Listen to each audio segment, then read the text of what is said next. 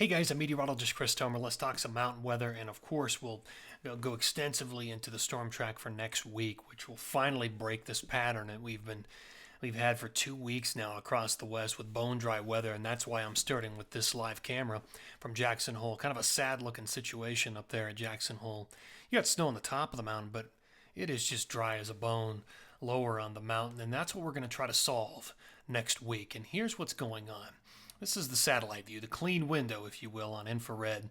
So big high pressure, obviously, it's going to be tough to break down. And as I've been saying for days on end, the first storm, which is the one I have marked basically just north of Hawaiian Islands, it's going to expend and become somewhat of a sacrifice to break down or dislodge this high.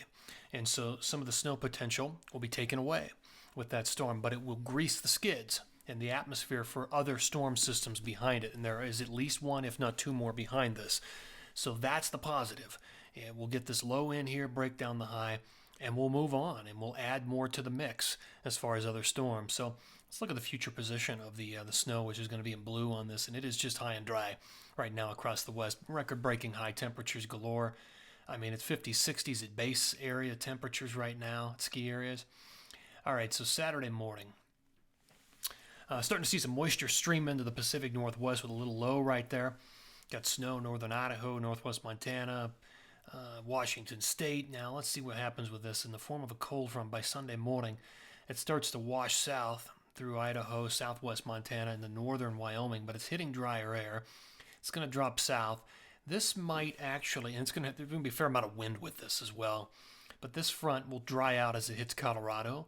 There may be a snow shower in the northern mountains of Colorado. The wind will definitely increase. It's going to be a pressure gradient situation. So that's Sunday. Let's look at next week. This is where all the action is. And there's your storm hitting the Pacific Northwest on the 6th, Monday. So again, watch the storm move in. And it's expending a lot of energy to move and chip away at this high. But by the time we go from Monday to Tuesday, you've got snow in Idaho, Utah, Wyoming, the Tetons, Jackson Hole, and into Colorado. And it continues in Colorado on Tuesday, and Wyoming, and Utah on Tuesday, and then the low moves away. But that's not it, thankfully. Here comes the next storm system on its heels. By Wednesday, Thursday, you can see it moving through. And there it is. You've got blue in Colorado, northern Utah, Wyoming, Idaho, and that isn't as big of a storm as the first one.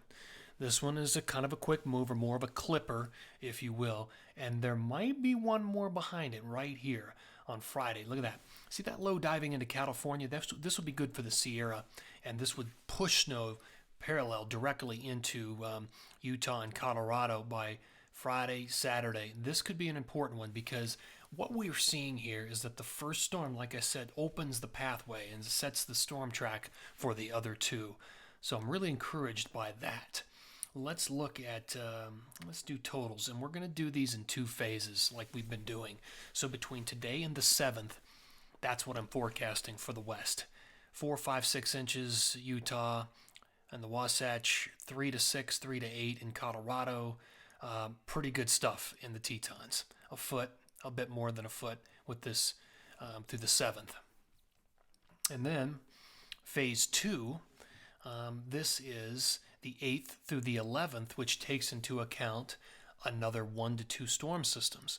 So now you're looking at additional accumulations between the 8th and the 11th. We may add another 9, 10 inches in Utah's Wasatch, another foot up in Jackson Hole, and another 6 to 12 in Colorado. Now this is assuming all three of these storms materialize.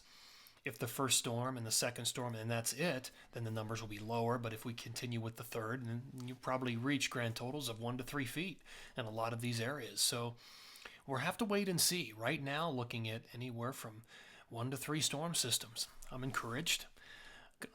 Cautiously, let's make sure the first storm breaks the high, and then we'll have it. All right, guys, thanks for tuning in here. Oh, you know what? One bonus piece of material here.